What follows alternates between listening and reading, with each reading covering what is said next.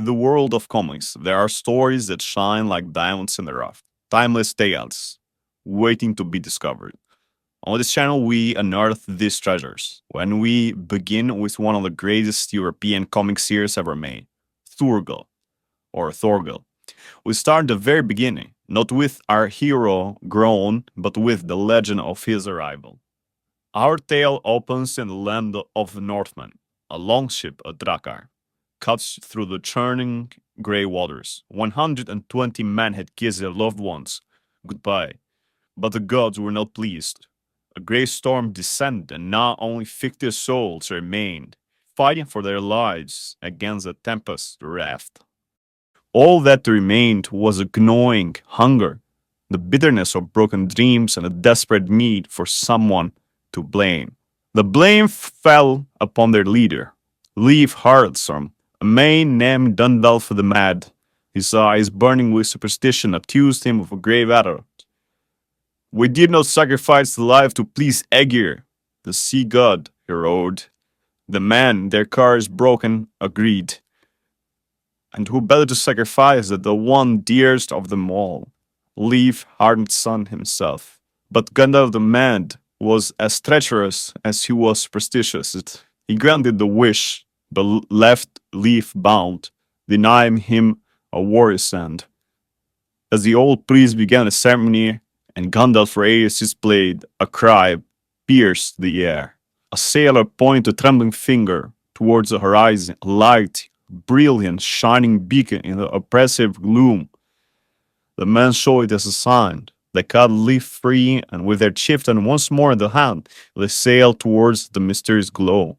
They pushed on, their hope fading as the light seemed to waver, but then the fog began to clear. Before them lay a shore. They were saved. As they stumbled onto the beach, Leif saw it, the source of the light, the very beacon of Aegir that had guided them. And there on the shore they found something wondrous and strange. A voice, the cry of a child. Leif followed the sound and found a gift from the gods, a baby, alone on a raft. And in the name of Aegir and the god of thunder, Thor, who had saved him, Leif named the boy in their honor Thorgal Aegirson. Nearly 1,000 years before, the great serpent, Midhogg, challenged Ivaldi, the father of dwarfs, to a game of chance. The stakes? The losers win. Ivaldi lost. A dwarf without his name can neither truly live nor die. In his despair, Ivaldi promised the serpent any treasure in exchange for his identity. But the serpent was cunning. He demanded a jewel, forged from a metal that did not exist. He gave Ivaldi 1,000 years to complete the impossible task. The dwarves, terrified for their father, sent their youngest and most valiant Thiazi on a quest. He climbed the highest mountains and dove into the deepest oceans, but found nothing. How can one discover what does not exist? Defeated, Thiazi arrived near Viking village. It was there he saw a boy, different from the others, a quiet child who contemplated at the sea. His name was Thorgal, and around the boy's neck, Thiazi saw it, a jewel with a metallic reflection he had never seen before, a metal that did not come from this earth. He had found it. When Thiazi tried to take it, the young Thorgal, with his surprising strength, stuttered. But instead of anger, the boy listened to a dwarf's desperate story, and with a kind and generous heart, Thorgal smiled and gave Thiazi the jewel. Thiazi accepted Thorgal's offer to accompany him home. Their journey was a tapestry of peril. They escaped a flesh-eating giant with a head of freed wind scads, dodged venom from vampire snakes, and finally faced the final guardian, the 12-tailed serpent Nidhogg himself. As monstrous swords descended upon them, a magic blade appeared. Thorgal, grasping it, was transformed into a mighty warrior. He fell bravely, holding the beast at bay, giving Thiazi just enough time to race through the entrance to the dwarf lands. Thiazi arrived in the dying moments of the 1,000th year. He saved his people. Ivaldi's name was restored, but when the dwarves turned to celebrate their hero, he was gone. His heart broken, Thiazi had returned to the entrance to find his young friend slain. his chest torn open by the serpent's legs. The dwarf wept over the body of the child who had given him everything. A voice spoke. These tears that you shed on your friend will be the most beautiful reward, Tausi, for these are tears of love. It was a goddess Frigg, and she promised the child would live. Thorgal awoke. Thorgal awoke. He was back in his village, as if from a dream. And as he stirred, Alexilum came rushing to him with news. Gandalf the Mad had a newborn baby girl. In each of her tiny hands, she clutched a single pearl, shaped like a tear. The name of the girl? Aricia. For days, Thorgal had facts through unforgiving lines, driven by a burning need to uncover the truth of his origins. The villagers called him a bastard, a child of the stars, fallen from the sky, and the weight of that shame and mystery haunted him. Guided by his priest's words, Thorgal saw the scorched forest, a place scarred by fire and forgotten by time. Rain and poured relentlessly as he journeyed, his stomach growling with hunger. Spotting a bird perched high, he nocked an arrow and let it fly. But fate was unkind, and the shot missed. Defeated and famished, Thorgal built a crude shadow from branches and leaves, curling up to sleep through the storm. Dawn broke with a renewed hope. This time his hunt was successful. He felled a small game and feasted, strength surging back into his veins. Pressing on, he finally searched the scorched forest. The blackened trees standing like silent sentinels. Following the priest's counsel, he traced the silver river upstream until he arrived at a colossal stone stairway, its summit gleaming like an ice flame under the stone. With reverence, Thorgal laid down his weapons and covered his face, praying for the god to appear. Hours dragged on in silence, the world holding its breath, and a deep, ancient voice echoed, Thorgal Egerson, look up. Startled, Thorgal rose, his eyes wide. Before him stood an ethereal figure, wise and weathered like an old man, carved from the cosmos. Question tumbled from Thorgal's lips. What is your name? What powers do you yield? But the one that burned hottest was, who was my real father? In his hand, Thorgal held a mysterious object, a talisman of infancy. Do you know what this is? He asked. And the god examined it. Yes, it's a talisman placed in your ruffs to protect you as a child. He vanished briefly, then returned, handing it back. We will wait until night falls, completed it. But remember, Thorgal, whatever happens, whatever you see, never let go of this case. As darkness enveloped the world, Thorgal gazed at the stars. Suddenly, a strange object pierced the sky. A vision unfolding like a dream from another time. We are finally nearing the end of our voyage. Earth, my friends, the cradle of our origins, boomed a voice from a vision. It was Captain Sargos, leading a spaceship crew from a distant, dying planet. Their ancestors had fled Earth after a great disaster, and now they return from its abundant energy. Our mission is to harvest these sources peacefully, avoid any conflict with the new inhabitants. But treachery stirred.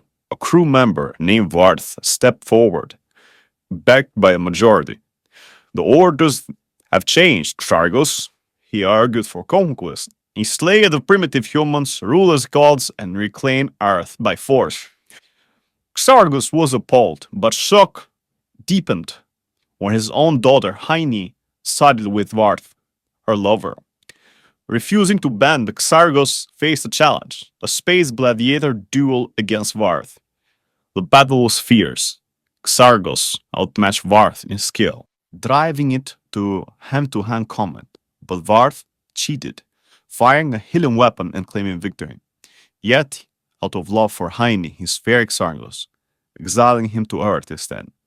But before his banishment, Xargos gave Heine a memo disc, advice to pass to a future child, revealing their lineage. The child, Thorgal himself. Born of Vart and Heine, set adrift in a raft with a talisman for protection, the vision faded. Back on Earth, Thorgal handed a Memnon disc, the magic case, to a god, who revealed himself as Xargos, Thorgal's grandfather. Your parents, Vart and Heine, perished along with the crew and Tejani. We are the last survivors. Did you wait for me to tell all this? Thorgal asked. No, Xargos replied. I waited for you to bring this disc and to erase from the memory and flesh every trace of your origins. Though reluctant, Thorgal agreed. Look at me one last time, Xargos said, and then a flash. Thorgal awoke hours later in the rain, just like from a Dani. A familiar voice aroused him. Leif Haraldsson, his stepfather. He searched for his talisman, but it was gone. Come on, lad, back to the village. And as they rode, Leif wisely noted, the most important talisman a man has is his head, his heart, and his arms. Thorgal promised to warn him next time he wandered. Arisha had slipped away from the village 3 days earlier. Now a group of riders searched the forest paths along the stream, calling out for the lost child. But she was already deep in the woods, alone and frightened, and she didn't want to be found by them. She was in search of her mother. Oh, she wandered through the tall trees, picking berries under the autumn leaves. A crack in the branches startled her, and as the night fell, she curled up by a stream, tears streaming down her face. Mommy, I'm scared, she whispered. Why did you leave me alone? In the dim light, she spotted what looked like bats hanging from the branch. But they weren't bats. The creatures unfolded their wings, small blue elves with pointed heads and kind voices. Don't be scared, little one said. We won't hurt you. We're the undergrowth elves, protectors of this forest. They offered her an apple, wide-eyed, told them her name and her quest, to find her mother in the great palace on top of a mountain, where every day was a celebration. The elves listened and hushed her as the riders approached. Those men are evil, they whispered. They want to stop you from reaching her. Once the search party passed, thinking she'd gone too far, the elves agreed to help. Orisha named the place Odin's Mountain. They lifted her on a vine swing and flew her upward, the forest shrinking below until the men looked like ants. We'll take you as far as we can, they said, but our wings freeze above the clouds. You'll be happy there with your mummy.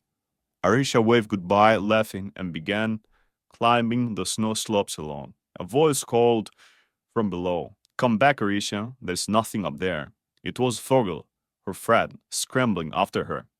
Go away, she shouted, hurling a stone. I want my mummy. Ropes tumbled in an avalanche, and Thorgal vanished under them. It was an accident, Arisa cried. I didn't mean to. Exhausted and freezing, she slid down the slope, calling for her mother. Then, like a dream, her mom appeared, warm, real, promising never to leave again. They spoke of palace, and for a moment Arusha saw it, a magnificent hall with dragon carvings spark. But the vision shattered. A demonic creature lunged, its fur and fangs twisting the elves' friendly faces. Horatia screamed and fell. She walked with a bandage over her eyes. Thorgal at her side. You're safe, he said. The snow blinded you, and I pulled you from the crevice just in time. Her mother was truly gone, he explained. In Valhalla, perhaps, but not here anymore. Those elves were demons, luring lost souls into traps. Arisha had been lucky to escape, thanks to him. As Thorgal walked away, she knew it was more than luck. As they were heading towards their village, she knew that it was more than just luck. It was Thorgal's determination that saved her. For days, Thorgal had facts through unforgiving lands.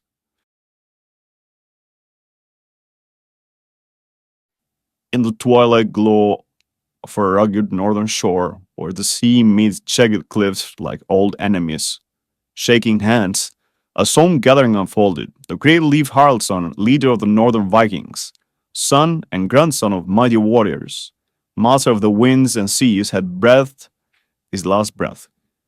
He was a prince among fighters, with 100 noble victories etched into his legend. Now his body lay upon a flaming longship, drifting out to the sea.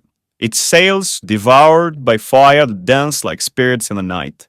The flames reflected on the water, a golden path to Valhalla, where eternal battles awaited.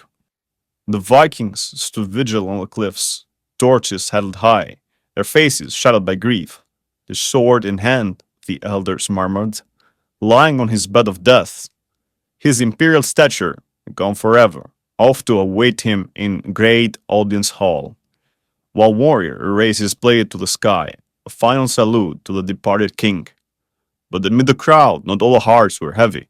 From every corner of the clan they came, the proud sailors, men with beards like frost-covered ropes, women with eyes like stormy seas, and children clutching their parents' cloaks. They raised their voices in a mournful chorus, hearts broken under the cold northern night. Yet one man stood apart, his sadness masked. Deep inside, joy flickered like a hidden ember, for he knew his time had come. High on a lonely outcrop, a young boy named Thorgal watched the burning ship alone, his bow slung over his shoulder, tears unspoken. He was no ordinary lad, adopted by Leif, yet marked as an outsider. A girl approached, her voice cutting through the wind. Nobody except Thorgal whispered to himself. Thorgal, she called, Aricia, daughter of the ambitious Gandalf. From below, a stern voice echoed. Aricia, what are you doing here? Go back to the others, it's cold. But Aricia ignored it, turning to the boy. Is it because you are ashamed to cry with the others? Aren't you normal? You shouldn't be ashamed. Thorgal shook his head, his voice steady but soft. No, it's not that. I don't want you to be alone when you're grieving, Aricia insisted, her small hand reaching out. But Thorgal's eyes were fixed on the fading flames. He carried a bag and his bow, ready for a path no child should walk. What is that? Aricia asked, spotting his gear. And why have you taken your bow and this bag? I'm going, Aricia, he replied, his words heavy as stone. I'm leaving the village this very night. Her eyes widened in shock. You're going? Why? Thorgal glanced at the crowd below. Because tomorrow your father will be the new leader of the northern Vikings, and his first act in power will be to seize all the lands and goods of Leif Haraldsson. But he can do that, Aricia protested. Oh, but he will, Thorgal said bitterly. That's exactly my crime in his eyes. I'm Leif's adopted son. His possession now. Your father, Gandalf the Mad, sees me as a threat, a bastard not of this clan. I must go before he makes me disappear. But I don't want you to go. I love you, Thorgal. I want to stay with you to protect you from him. She clung to him, but he gently pulled away. I love you too, little girl, he said. But you'll forget me quickly. You'll see. Tears streamed down her face. That's not true. And now winter will begin. There'll be wolves and bears alone in the wild, far from the village. You'll die. You're not big enough yet. Thorgal straightened, his young face hardening like forged steel. I am Aricia. Today, I lost my childhood. And if I have to die, I'll die a man. Farewell. He turned and vanished into the shadows, leaving Alicia alone on the cliff. Her sobs lost in the wind as the ship's fire dwindled to embers. The night, in a dim hut lit by flickering oil lamps, Aricia wept on her bed. Her world shuddered. Her brother Bjorn ended up smirking. So, you daft thing, what are you crying for? Tomorrow will be a big day for us, he boasted. You should rejoice. Our father will be the leader of all Northland, and you will become very rich. I don't care, Aricia mumbled. Leave me alone, Bjorn. Bjorn leaned in, excited. And you know that? The old thing, the Great Council of Clans, has accepted our land as kingdom. A good Danes. Father should be king. So what? She snapped. Bjorn grinned wider. It means Gandalf will be king, idiot. I'll be his heir and you'll be princess of the northern Vikings. Don't you get it? Arisha buried her face. Thorgal has left. Left the village? Bjorn left, crying. There's a second good news tonight. Well, I hope it snows very soon and he freezes or gets eaten by wolves. Sweet dreams, little sister. As if summoned by his cruel words, the first snow began to fall, soft at first, then swirling like a white veil over the village. Arisha stepped outside, all struck. What is it, Arisha? A woman called. Had you never seen snow before? Come on, let's prepare the banquet for tonight. Arisha whispered to the flakes, the first snow. I hope you have made a wish. In her heart, she feared for Thorgal, alone in the wild. Imagine him now, trudging through the deepening drifts, wolves struggling in the distance, and a massive bear rearing up in the blizzard, its roar shaking the trees. Meanwhile, the bagged hall erupted in celebration. Vikings feasted on roasted meals, ale flowing like rivers. Long live our new leader, they roared. Long live Gandalf. Let the blood of great battles and rich plunder flow. The whispers stirred around the table. What will you do with Leaf's lands? Gandalf one asked. I'll take possession tomorrow. In the name of the clan, of course, Gandalf replied, his eyes gleaming.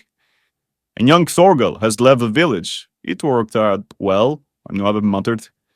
Gandalf's face darkened. What are you insinuating? That I drove the bastard away? He's gone, and I don't want another word about him. Have had a slip, in case you'll never find a treasure. Treasure? Gandalf leaned forward. What treasure? The room hushed. A secret treasure of the Viking leaders that only Leaf knew about. A treasure? And we knew nothing? Get on your horses, bring him back alive. Riders thundered into a storm, reaching for the boy. Days later they returned, all frozen, with Thorgal limp in their arms. We found him 2 days out, nearly dead, they reported. A mysterious stranger rode with them. Hrolf the Thinker, a healer from afar. Welcome, stranger, Gandalf said. Warm yourself. We'll speak later. Thank you, Hrolf replied. But allow me to tend the boy. I know the art of healing. In the hut, as now piled high, Thorgal awoke to Arisha's face. What's that? No? Shh, don't speak. You're weak. Listen. But before she could finish, Gandalf stormed in. The scared skid's awake. Time to talk, bastard. Arisha cried out, but Gandalf demanded. The treasure, where is it? Thorgal blinked. What treasure? The one Leaf told you about. Patience is my virtue. Speak. Hero stepped forward calmly. I have it. Gandalf whirled. What? Hrolf revealed a gleaming crown. A king's crown. I'm sent by the All Thing to crown you, Gandalf. But at a price. Uphold our laws. Spare the weak. Do you accept? Gandalf nodded greedily. Very well. But this boy, Hrolf declared, lives in exile, apart from the village, bearing no arms save a poet's light. And the storms eased. Did you see? It stopped snowing. I saw, in the hush of first snow end, the new king rose. A boy was cast out, and fates intertwined like roots under frost. In a small, isolated hut, far from a Viking village, the young Thorgal practices the art of the skald, the poet, and the storyteller. This is not his choice, but a cruel decree from a village chief, Gandalf the Mad, designed to keep him weak and separate from the other youths. His only solace is Arisha, the chief's daughter, who braves her father's wrath to visit him. In a moment of profound innocence, she declares that when she is older, she will marry him, but she can take care of his housework and stay by his side forever. Thorgal, his spirit bruised by years of being called a bastard, gently pushes her dream away, telling her that, as a daughter of the king, her destiny cannot be intertwined with his. This tender scene is violently shattered by the arrival of Bjorn, Arisha's brother. He is enraged to find his sister with the outcast and seizes her roughly. When Thorgal intervenes, calling Bjorn a brute, the inside out ignites a fire. To Bjorn, a warrior's pride is everything. He doesn't just want to fight, he wants to erase the shame. He declares a Holmganga, a sacred ritual duel to the death. The village is stunned when Gandalf not only allows this but enforces it. The elders whisper that he has gone mad to sanction a death match for children over simple insult. But in the shadows, Gandalf reveals his true cunning plan to his son Bjorn. This is his chance to legally eliminate the only possible pretender and heir with succession of Leif Haraldsson. The next morning, on the misty sacred island, the duel begins. Bjorn, armed with a sword and shield and a brimming with water training, attacks with ferocious confidence. Thorgal, dodging a rolling wave from Bjorn's furious assaults. He taunts Bjorn, "I see your training isn't quite finished yet," revealing a blade of sharp intelligence that is just as potent as physical weapon. Bjorn's rage clouds his judgment, making him clumsy, and the fight becomes a frustrating chase. Just as Thorgal ceases to be holding his own, the true betrayal unfolds. Two hulking armored warriors emerge from the rocks. They are not villagers, they are hired assassins.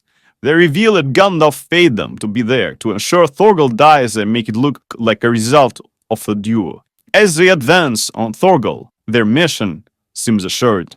But they had not accounted for Aricia, with courage that defies her small stature. She reveals herself, having hidden on the boat that brought them. "I'll tell on you if you hurt Thorgal," she cries. The assassin's plan instantly unravels. Now they have a witness, the chief's own daughter. Shape a village, she discovers a sacrilege on the sacred isle. It'll be outlawed and killed.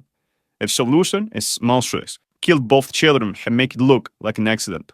In this moment of ultimate peril, Aricia's cleverness shines brighter than any sword. She tells the man that the wise elder, Harry Liluf, knows she is here and is watching from the cliffs at this very moment.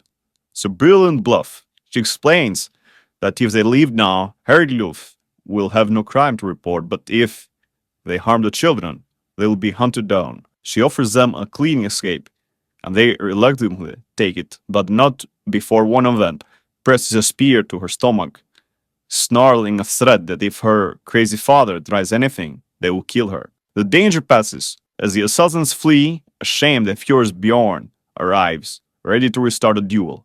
But Aricia now holds all the power. She turns to her brother and delivers an ultimatum.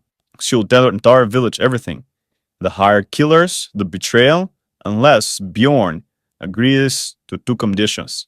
First, that he and Gandalf stop tormenting Thorgal and allows her to visit him freely. And second, that Thorgal be allowed to join the warrior training with the other boys. Cornered by the truth, Bjorn has no choice. He grits his teeth and agrees. The story ends where it began, in Thorgal's hut, but the air had changed. The shadow of death has been replaced by warmth of a heart-won peace. Thorgal plays his harp. This is a symbol of forced exile, but it's a gift for the girl who saved him. His voice, perhaps still a little off-key.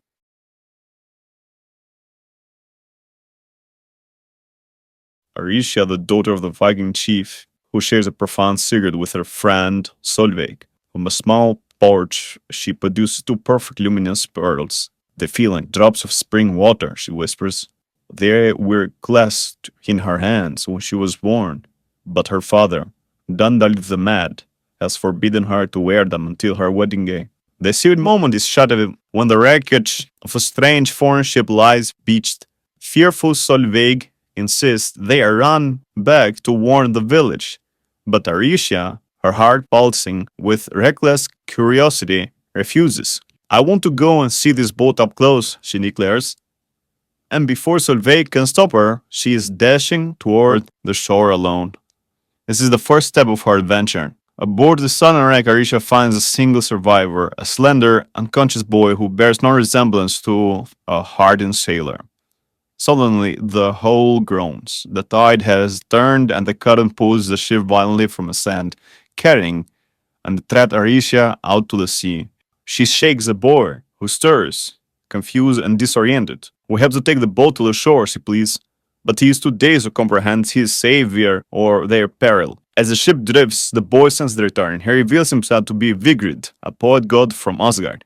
He is no mighty warrior, but a dreamer who sought to make a name for himself in the mortal world of Midgard. His quest ended in a cruel tragedy, captured by the giant Thrym. He was blinded by a breath of ultimate cold and cast aside to wander eternally in darkness. Arisha, the first mortal he has ever met, thinks he's mad, until he proves his divinity. When she points to a wooden piece and insists they rip it out of the boat into an oar, he simply smiles. Sure I do, he says, and Risha's doubts turn to awe, because now the sea was far below them, because they were flying. Horatia believes that he is truly a god, but as they fly over the clouds, they have a problem. The boat crashes into the side of the mountain because this god, Vigrid, cannot see. He's blinded. The god needs to go home in Asgard, so Arisha tries to help him, but in the forest they encounter two brutish bandits.